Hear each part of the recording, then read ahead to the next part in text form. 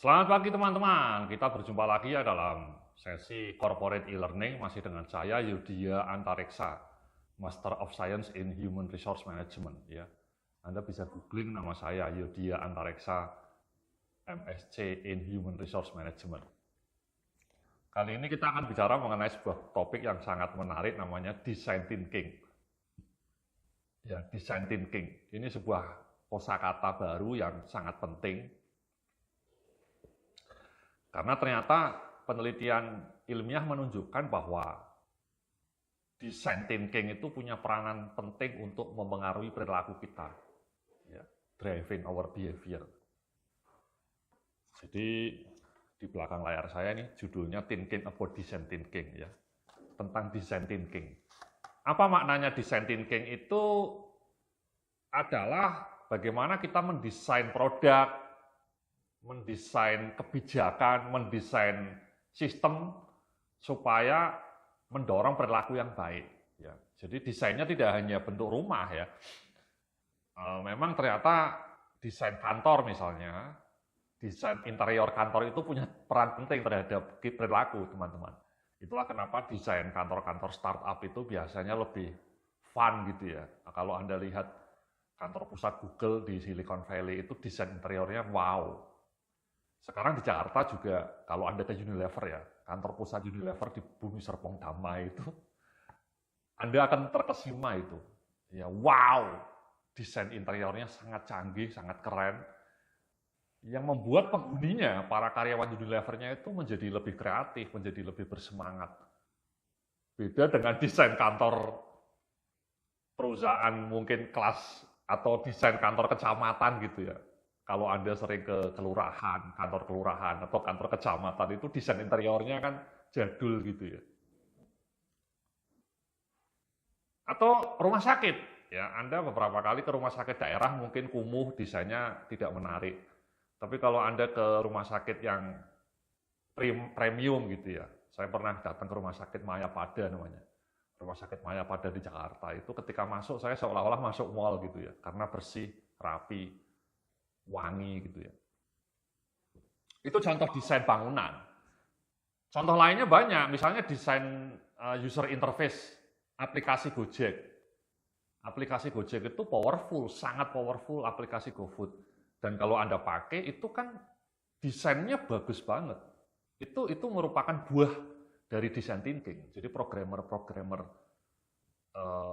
Android, Gojek, aplikasi GoFood, ya, aplikasi iOS-nya itu ketika merancang aplikasi GoFood sama Gojek itu menggunakan pendekatan design thinking.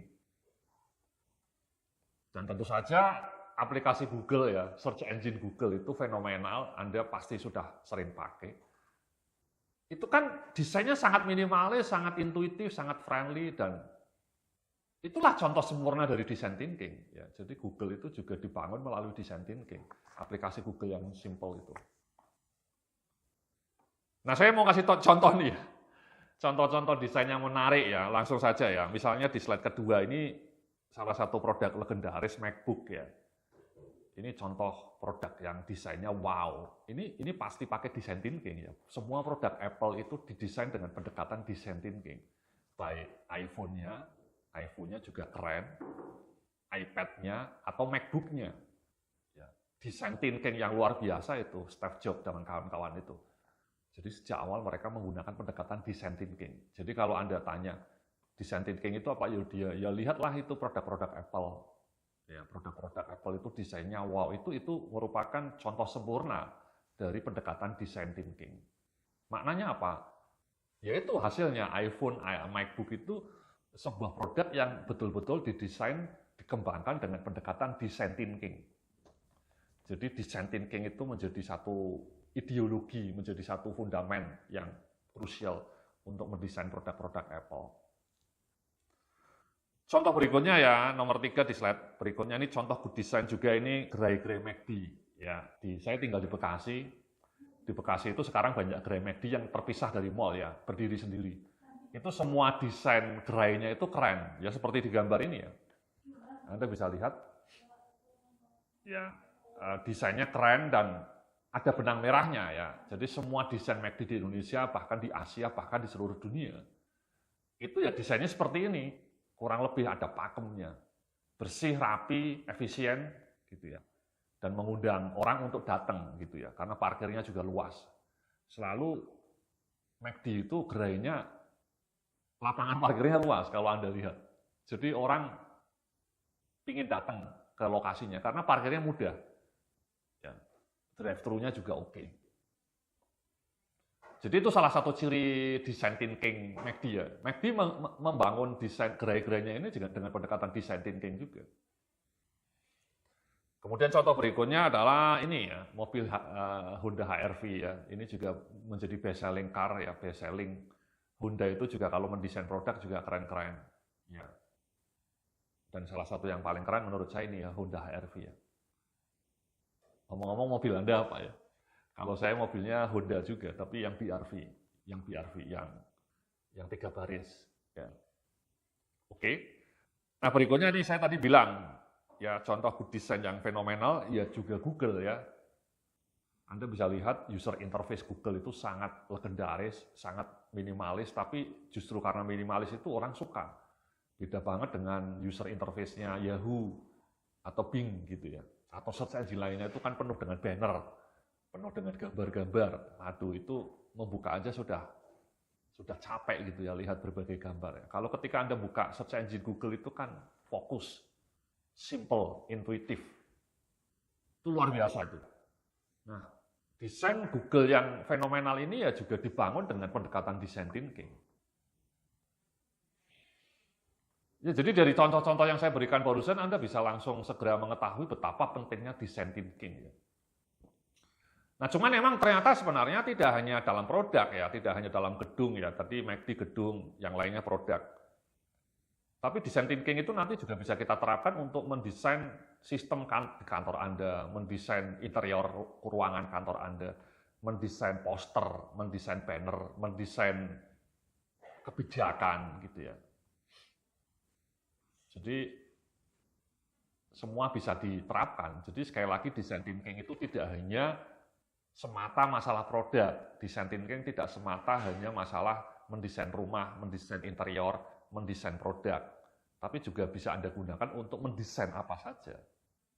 Termasuk mendesain kebijakan, mendesain sistem kerja, mendesain SOP dan seterusnya. Gitu ya.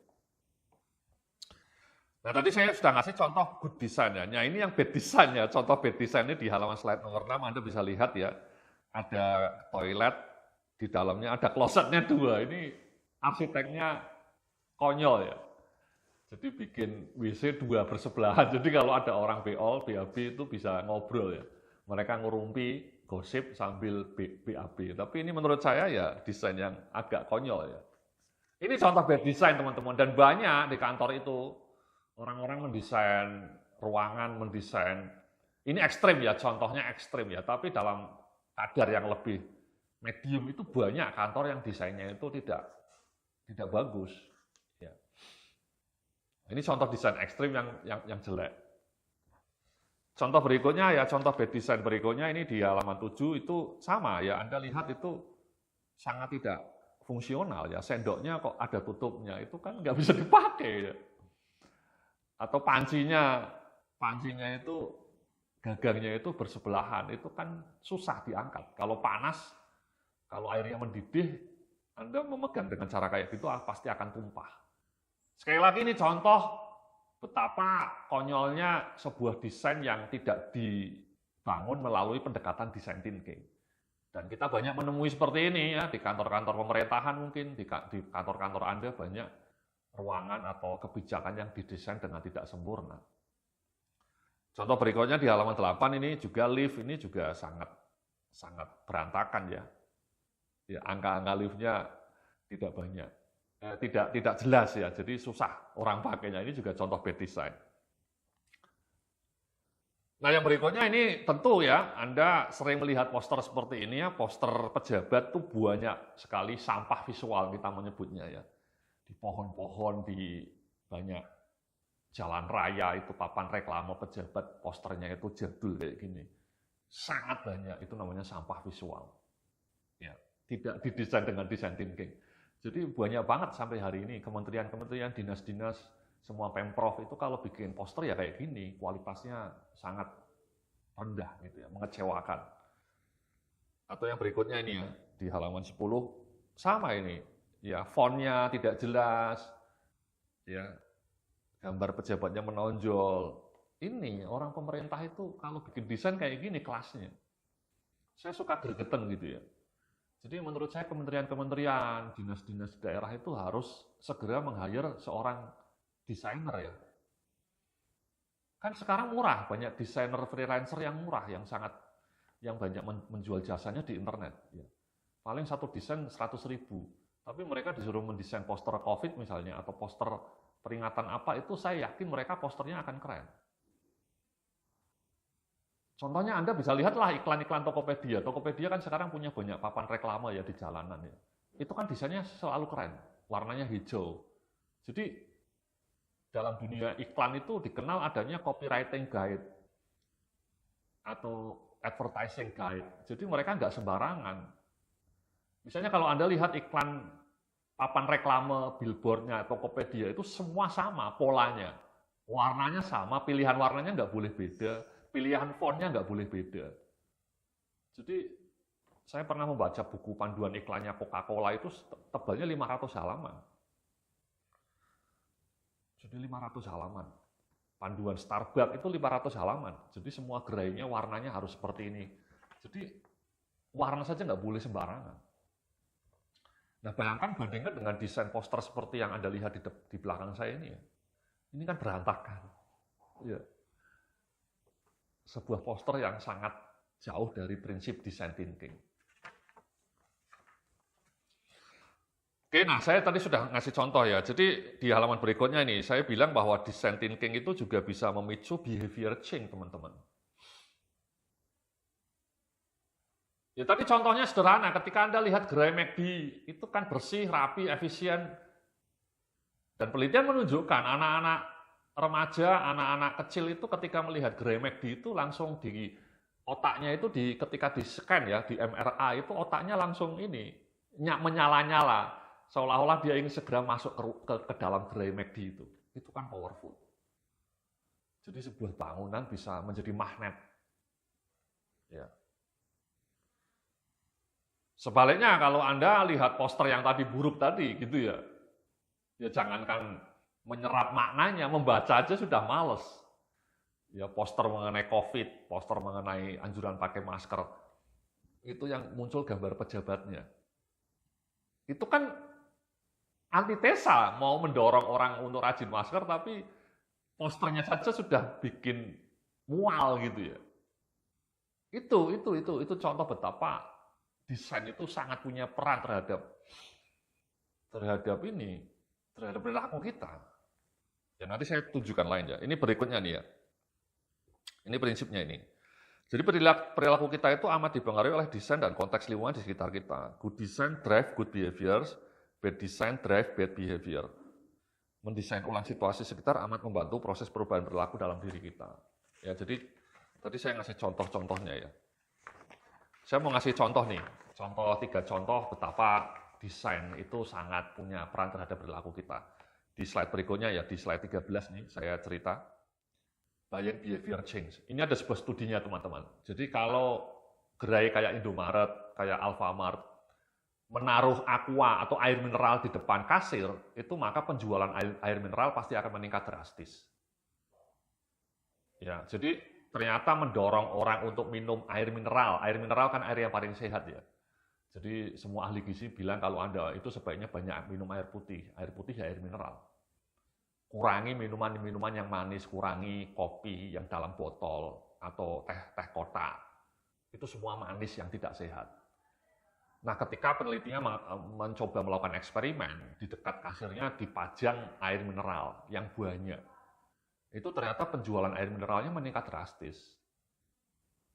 Dan sebaliknya, ketika yang didekatkan kasir itu minuman Coca-Cola dalam kaleng atau minuman macam-macam itulah ya, teh boba dalam kaleng, kopi, kenangan dalam kaleng, didekatkan kasir, itu penjualan minuman-minuman manis itu juga akan naik drastis.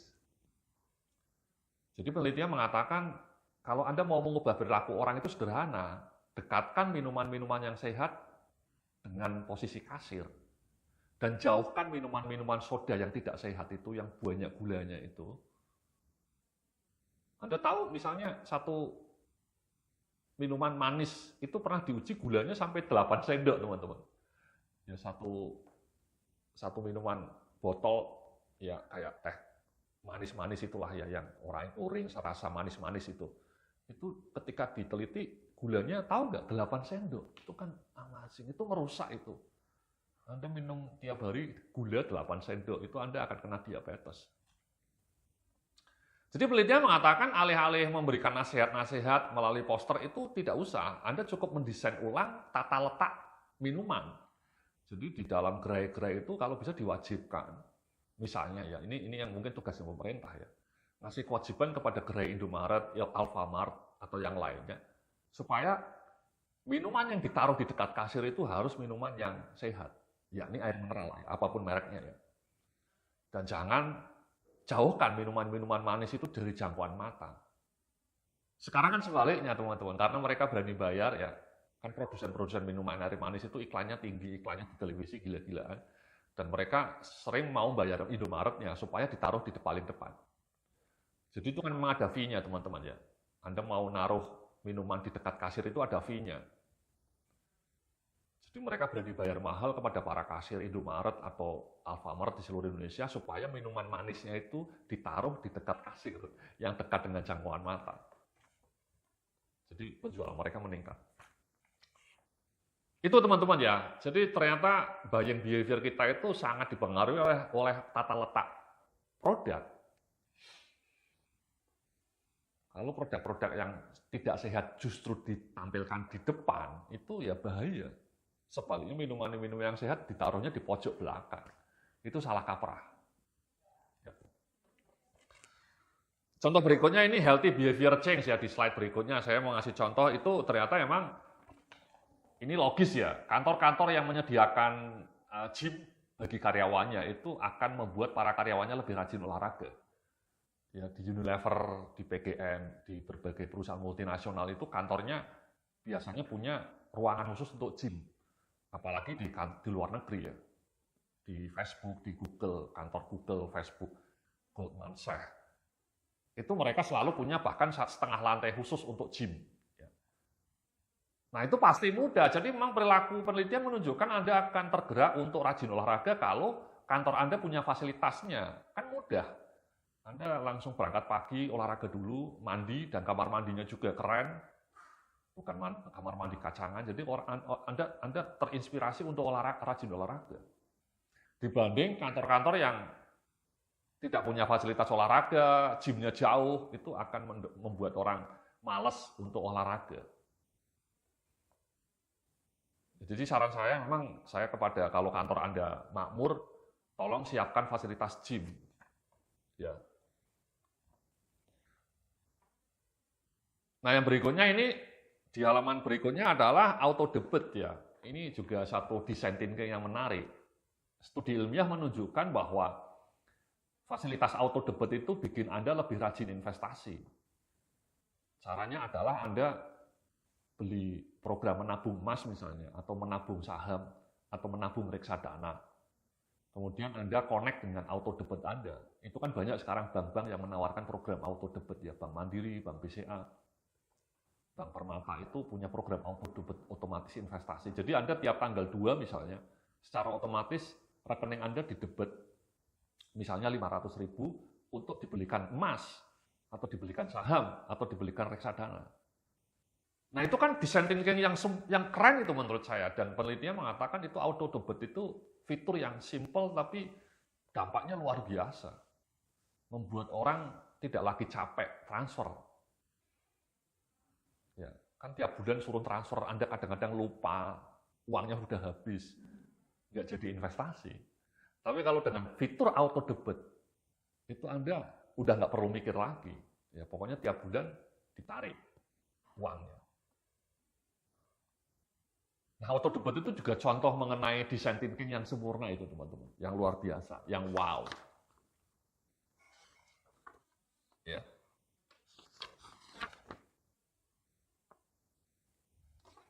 Nah, saya mau ngasih contoh nih ya. Jadi ini di slide berikutnya nih saya bilang ya.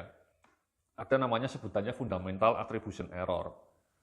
Jadi ini sering terjadi ya, menilai perilaku yang buruk selalu berasal dari faktor orangnya. Padahal tidak demikian. Studi-studi ilmiah menunjukkan perilaku buruk manusia itu sering dipicu karena bad design atau bad context, bukan karena faktor orangnya. Ya, jadi ketika Anda tadi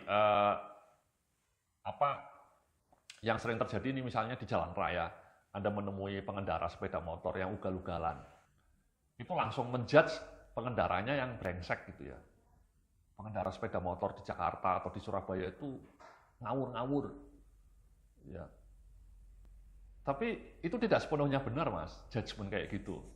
Kenapa? Karena orang yang sama ini, orang yang Anda judge sebagai pengendara yang konyol, yang brengsek itu, ketika disuruh mengendarai mobil misalnya, di jalanan Singapura ya misalnya, orang ini berubah total menjadi orang yang sopan. Ya kenapa? Karena faktornya yang membuat dia berangasan apa ya? Ini sepeda motornya. Ya, sepeda motornya dibiarkan di jalanan dan kemudian ya sepeda motor bisa ini ya teman-teman ya, bisa goes-goes gitu ya, terobot-terobot. Tapi kalau Anda di jalan tol naik mobil, kecil kemungkinannya Anda akan cerobot karena semua teratur. Apalagi jalan tolnya di Singapura yang ketat gitu ya aturannya, yang juga jalurnya tepat. Jadi saya selalu bilang sopir mikro mini yang di Jakarta yang ugal-ugalan itu kalau dipindah ke Singapura, suruh nyetir taksi di Singapura, akan berubah total. Jadi bukan orangnya yang brengsek, tapi lingkungan, situasi sekitarnya yang membuat orang itu menjadi brengsek. Kalau situasinya diubah, orang akan berubah total.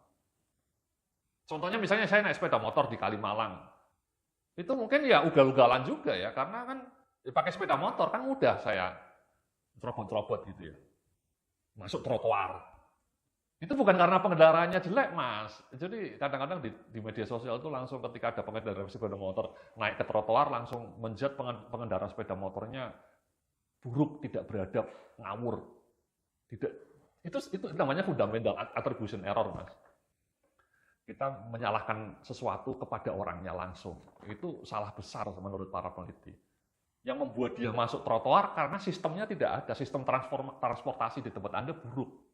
Sehingga membuat orang bisa mengendarai sepeda motor di jalanan dan dengan mudah bisa masuk trotoar. Kalau pendekatannya desain thinking yang diubah bukan perilakunya, Anda ngomong sampai lebaran kuda ya orangnya akan seperti itu. Kalau sistemnya tidak didesain dengan pendekatan yang lebih safe gitu ya.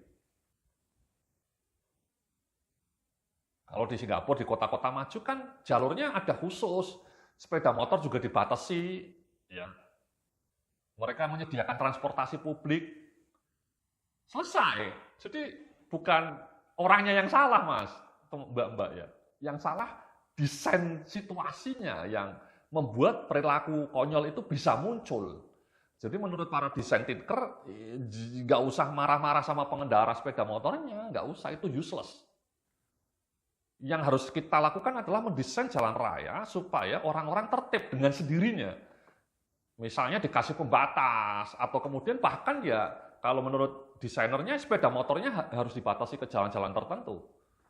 Jalan-jalan yang ada pedestriannya dilarang dimasukin sepeda motor, itu kan selesai. Itu namanya desain kebijakan. Atau bahkan di Belanda itu jalurnya khusus untuk para sepeda. Bahkan sepeda motor dilarang di Belanda, di Amsterdam, di Nederland, di Rotterdam. Itu yang dinomorsatukan pengendara sepeda ontel. Jadi kalau Anda ke Belanda, tiap pagi orang-orang pakai jas, naiknya sepeda. Jadi itu, kenapa Belanda bisa seperti itu? Karena desain jalan rayanya diarahkan untuk pengendara sepeda ontel. Jadi dia tidak marah-marah, dia bukan menjat sepeda motor ya. Itu namanya fundamental attribution error, Mas. Ya, jadi kalau dalam pendekatan design thinking itu judgement yang salah. Yang harus kita pikirkan adalah desain ruangannya, desain jalan rayanya, kebijakan transportasinya. Nggak usah mikir perilaku orangnya, itu another story. Nah di Indonesia sangat banyak orang terjebak fundamental attribution error ini. Terlalu mudah menyalahkan orangnya tanpa melihat konteks situasi sekitarnya. Oke, nah berikutnya nih ya, saya mau ngasih tahu mengenai contoh desain yang mendorong bad behavior change. Ya. Ada 3 contoh nih. Yang pertama adalah smartphone. Adalah produk yang didesain dengan smart design thinking dan amat sukses melahirkan fenomena smartphone addiction. Nah ini mas, ya sama. Ini Anda jangan mudah. Orang-orang sekarang semua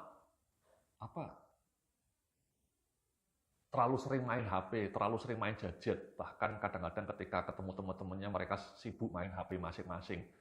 Misalnya ada keluarga makan malam. Ketika makan malam, semua sibuk dengan HP-nya masing-masing gitu. Dan itu sering terjadi di sekitar kita. Anda mungkin juga mengalaminya ya. Anda terlalu sering main HP. Yang salah bukan Andanya, Mas. Bukan kitanya. Tapi yang hebat adalah desainer smartphone-nya. Sehingga dia bisa menciptakan satu gadget yang membuat orang ketagihan. Ya. Jadi menurut saya yang jenius itu orang yang bikin TikTok, orang yang bikin YouTube, orang yang bikin Instagram. Sehingga semua usernya keranjingan, ketagihan main TikTok, lihat YouTube, lihat Instagram.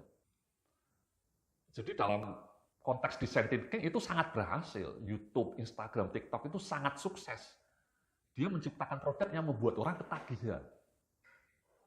Siapapun orangnya. Ya. Sehingga sekarang kita lihat jutaan orang menghabiskan waktu berjam-jam di depan smartphone. Itu contoh design thinking yang sukses, tapi dalam tanda petik, sukses melahirkan somehow perilaku yang tidak produktif. Ya. Banyak orang menghabiskan waktu berjam-jam main HP, main media sosial, main game online, itu kan tidak produktif. Tapi dari sisi design thinking itu mereka berhasil, sangat berhasil.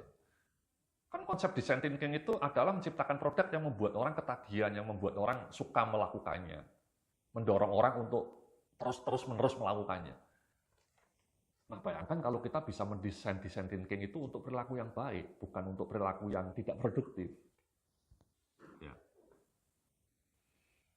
Jadi saya selalu bilang itu bahwa YouTube, Instagram, TikTok itu programmernya, developernya itu pasti sudah mahir belajar mengenai design thinking. Sehingga sukses menghipnotis ratusan juta orang di seluruh dunia untuk ketagihan menggunakan produknya.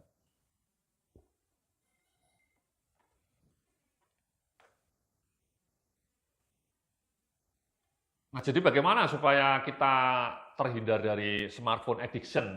Ya saya selalu bilang bahwa ada banyak desain yang harus kita lakukan ya. Jadi kita mengcounter perilaku yang tidak produktif itu juga dengan design thinking. Misalnya kita punya kebijakan personal tiap jam 8 malam HP-nya sudah dimatikan.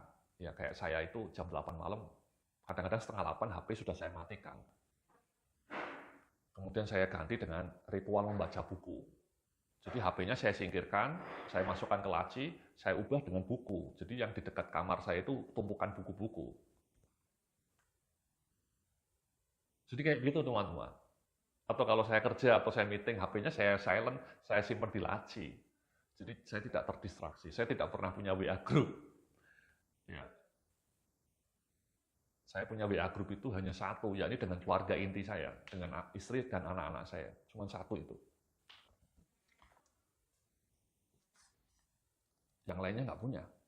Ya, karena itu namanya design thinking. Ya, jadi sengaja menjauhkan dari distraksi gitu. Menjauhkan dari digital distraction gitu. Nah, contoh kedua yang bad design itu juga desain open office ini ya. Ternyata studi menunjukkan bahwa desain open office ini melahirkan sejumlah bad behavior. Seperti sulit membangun fokus, terlalu mudah ngobrol dan menghilangkan privasi. Kan sekarang ini banyak kantor yang konsepnya open office gitu Mas ya. Ternyata studi menunjukkan open office itu tidak begitu efektif. Akhirnya orang cenderung lebih mudah ngobrol karena kan open office ya. Jadi terlalu banyak waktu terbuang untuk ngobrol. Dan kemudian sulit membangun konsentrasi ya. Kita sedang bikin sesuatu tiba-tiba di sebelah kita, di depan kita orang ngobrol atau nelpon. Itu saya pernah punya ruangan yang open office ya dulu ya. Saya juga menjadi kurang nyaman ya. terganggu gitu ya. Kalau ada biliknya atau ada kubikelnya, paling tidak kan Anda menjadi punya privasi. Makanya sekarang di banyak kantor yang punya open office, mereka menyediakan hybrid ya, menyediakan ruangan-ruangan yang juga bisa tertutup ya. Ada ruangan khusus, ada kubikelnya. Jadi mereka kalau butuh konsentrasi, mereka pindah ke ruangan itu.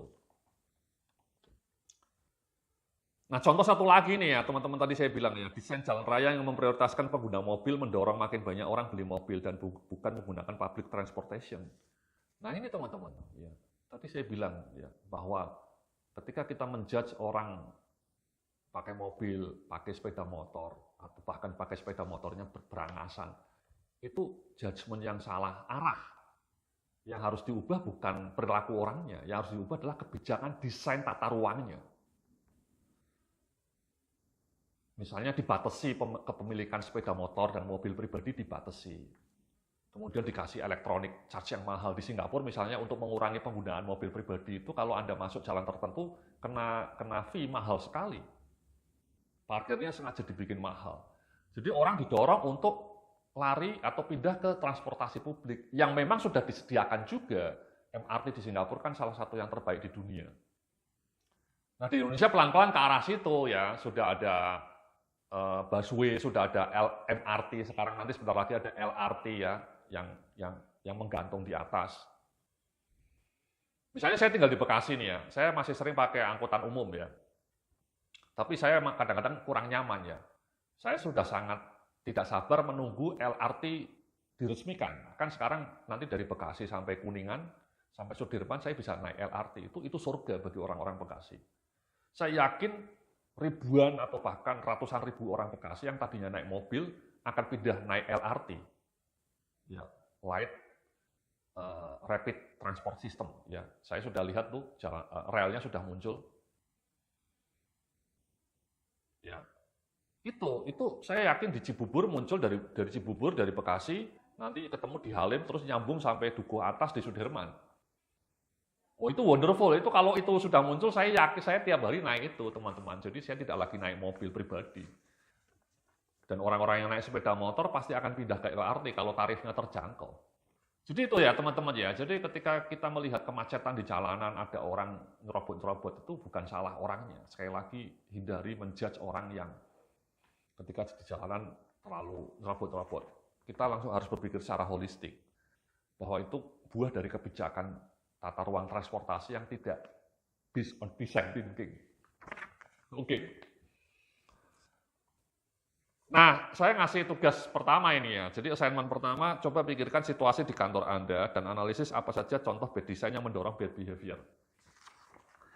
Jadi sekarang renungkan di kantor Anda mungkin sekarang tinggal di kantor, ya, atau Anda kerja di sebuah kantor, coba Anda amati lingkungan sekitar Anda. Ya. Apa saja kira-kira desain di kantor Anda yang kurang bagus. Mungkin desain toiletnya, mungkin tong sampahnya tidak banyak tersedia, mungkin Anda tidak punya ruangan parkir yang bagus, atau mungkin desain gymnya tidak ada, ya, sehingga orang malas olahraga. Gitu ya. Apapun lah ya, apapun faktor atau elemen yang ada di sekitar ruangan kantor Anda, coba pikirkan yang menurut Anda itu desain yang buruk. Atau mungkin kantor Anda pernah bikin posternya jelek. Gitu. Di kamar mandi Anda posternya jelek gitu ya misalnya. Tidak menarik. Nah, itu coba renungkan. Renungkan contoh bad design di sekitar kantor Anda dan bad design itu mendorong bad behavior. Terima kasih, itulah segmen kita pertama tentang design thinking ya. Kita nanti akan lanjutkan ya dalam episode yang kedua. Oke, salam sukses, penuh kemuliaan.